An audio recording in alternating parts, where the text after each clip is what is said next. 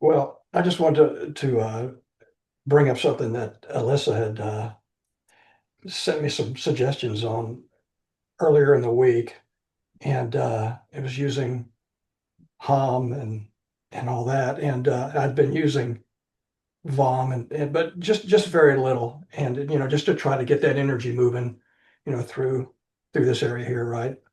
And it was interesting. I mean, I tried not to really put too much into it. I had trouble getting my breath timing down and doing all that because it's not something I've done much, but it's gotten a bit easier.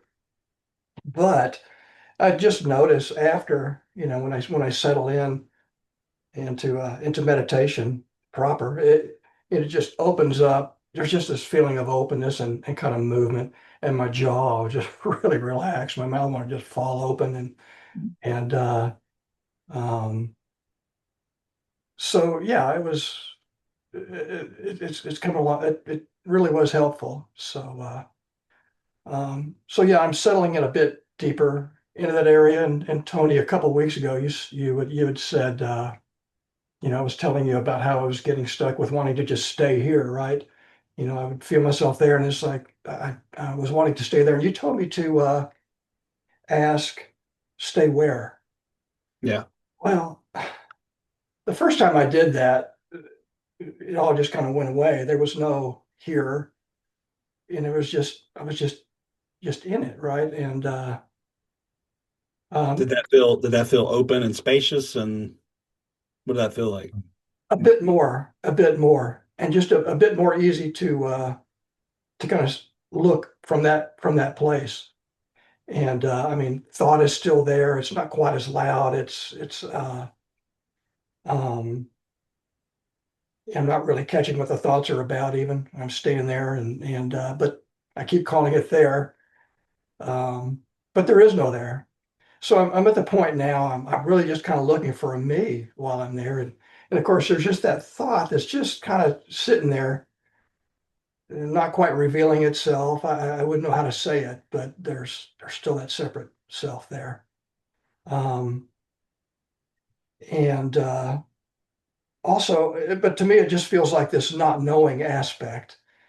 So when I try to just go, okay, we'll just sit in this space, not knowing anything that appears, because it's not saying anything, it's not asking anything, I'm not asking anything of it, but trying to sit there in just this spirit of not knowing. And that's where I start feeling this challenge a little bit. I start feeling this edginess,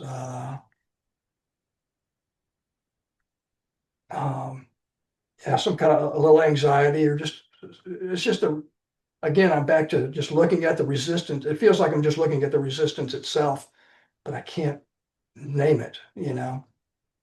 Do you So have to name it? I'm sorry. Do you need to name it? No, no. Um, so I'm still working with that. It seems to be a little bit of movement there, and my idea is just to stick with it unless there's something else you can recommend at this point. The thing about the thing about thoughts is they are very important until they're not, until they're seen through. Then you see that thoughts are like any conceptual label or overlay is like a tentacle that's reaching out from a central contraction of energy. That contraction is energetic. That's what you need to get to or see clearly operating is first that urge or contractual energy, and then the labels come out. We always are paying attention to the labels. So it's like I need to get here or I need to get back there. That's like your original thought, right? That's a thought. And those are like guardians of the contractual energetics that you don't look at. So that the actual contractual energetics of selfing, that urge is hidden by thoughts and labels. It's like a hydra with many heads, and the heads are thoughts, and they're protecting that contractual central feeling of control or, you know, It's like a two-sided coin: control, helplessness, control and helpless. It wants to control, it realizes it's helpless. It wants to control. That's like a tension there. It's an energetic tension. And then the thoughts go out, and we look at the thoughts and the labels, and we look for the answers in thoughts or labels. So when you start to really see the contractual energy more, or energetic start feeling into it, you start realizing that thoughts are kind of, in a way, unimportant. They're not the thing. They feel like they're the thing because your attention is always on those. As in, like, I need to get back here. That's a thought about it, and you're paying attention to the thought. But energetically, right here is the tension, and you feel it maybe as anxiety. What you're talking about, the anxiousness, is probably more that you're seeing through the thoughts some, and you don't know where to go, and that's the unknown. And you're feeling the anxiousness of the unknown. I can't reach for an answer. There's no answer out there, but I'm desperately reaching for it, and you can't get it. So then you're left with this energetic contraction. So that needs to be felt, seen, and as you see it and feel it more, like your experience, like this whole thing that's happening right now is always here. The field of the seeing and all that stuff. The contractual energy is subtle and it's energetic, and that is selfing. So when you relax into that and you stop looking for the thought so much, you start to notice this more and you start to feel into it, then the field supports you because it is what you are. The contractual energy is arising in what you are. So from the field itself, by relaxing and not trying to grab so hard onto a thought or to try to control and figure it out, you can relax into the field and notice the contraction. And then as you start to notice that more and more, you're like cutting. It's like dissolving. It's like a cheese grater of attention. You're like, and as that hollows out, that control mechanism feels like it's hollowing out. There's more relaxation. And then you're noticing, oh, this seeing and hearing and touching and all the form, shapes, colors are here all the time. And I notice that, but it's not I as the contraction noticing it. It is you. It is everything. It is what you are. You start noticing the contractions more, then the thoughts become not as big a deal. And then after identification snaps, or you see through this thing, then the thoughts are no big deal at all, because Mm. you don't care about them because you know you're not them. So then they come up and they're almost inconsequential unless you need them for like something to do, like being in an appointment. You're like, oh yeah, I'll pay attention to you because I need to be in an appointment at 11. I can pay attention to that. And then I can let it go because now I got the message. I can hang the phone up. I got to be at the Zoom at 11. Okay, let me set my alarm for 10:50. Okay, now I don't need that thought anymore. But the I thought, the conceptual I grabbiness. So what you're doing at first is you're like, what you talked about last time is I need to get to here. So then I ask you, where is here? Then your mind's like, what? It's like you have to sit with that. So where is here? So you look and there is no here, but the mind wants to make it a here. So that's the battle. That's the, and then that's a contraction. So when you relax around that, you start noticing the contraction itself. It's subtle energetics you have to actually see and deal with. The thoughts are just the tentacles of selfing going out, trying to control experience.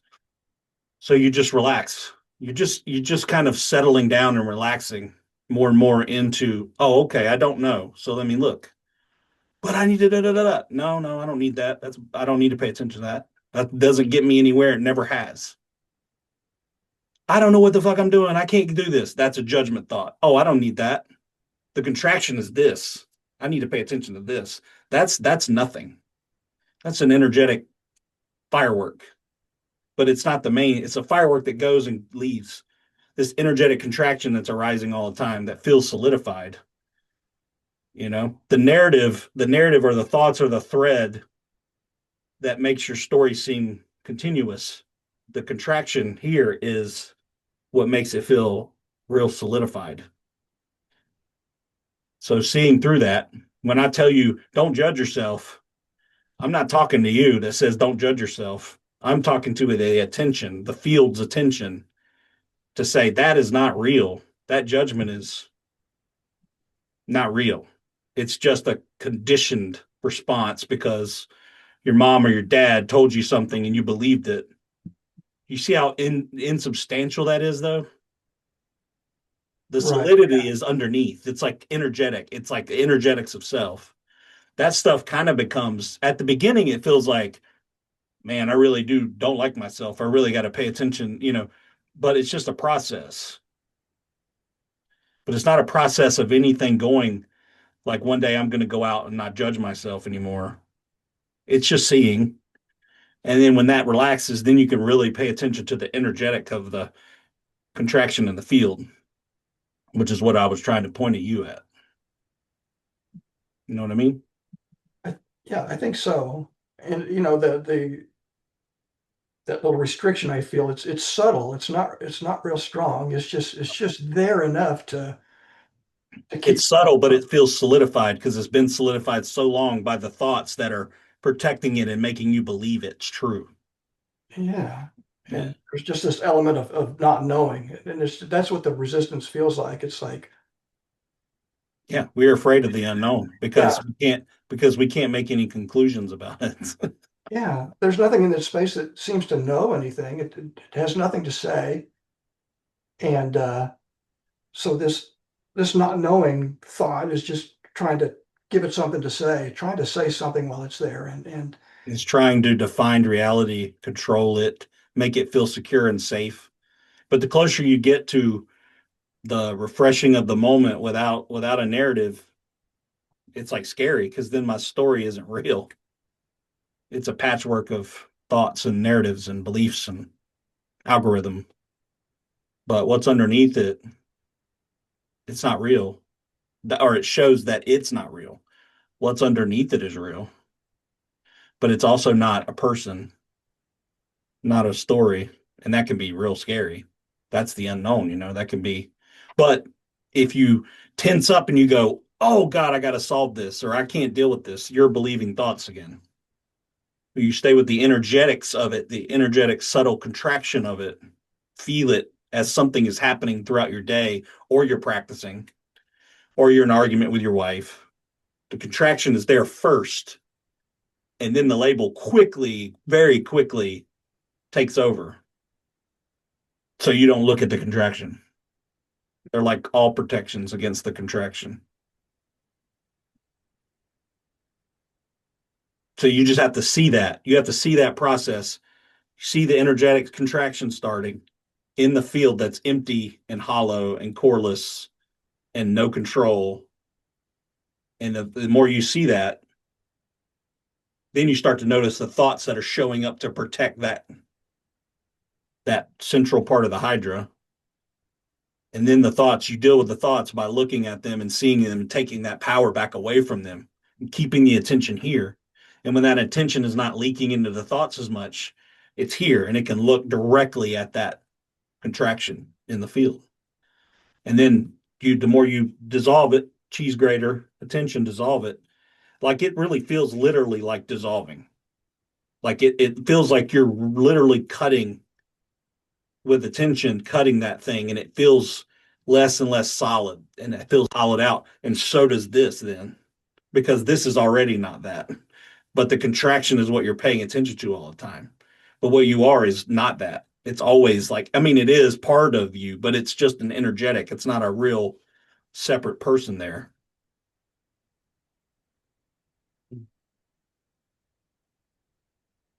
okay, yeah, that's something I can work with. Yeah. It's So just work with it directly and energetically, not in thought. Don't reach for a conceptual answer to where is here.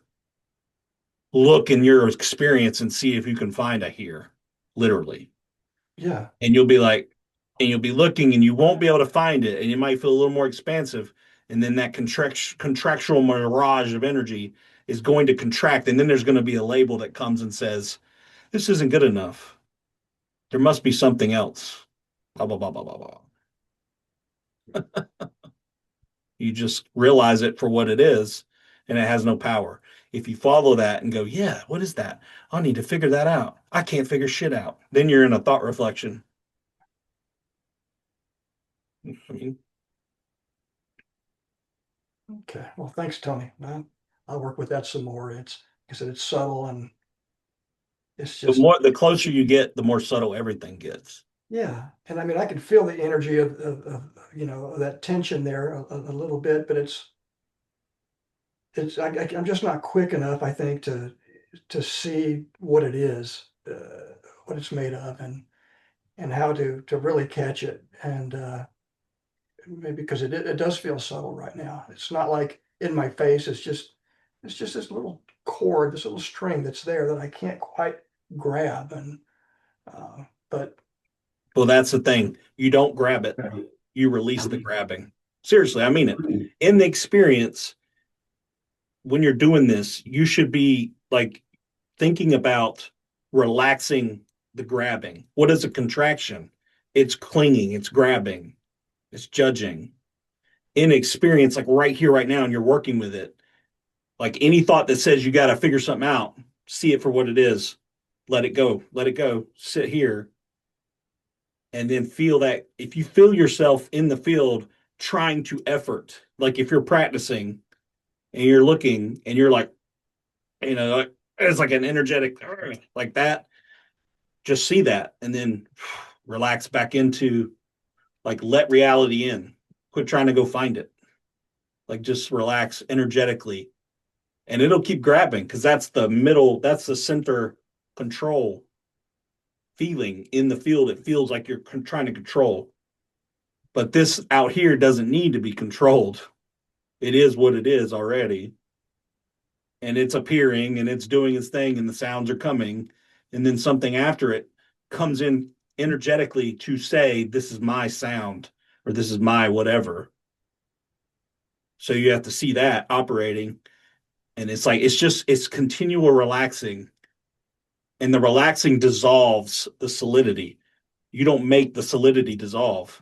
It's seen through, and it's just like that's why I always talk about seeing, because I was all about doing and figuring out and efforting. And when I saw this directly, it was seeing that did it.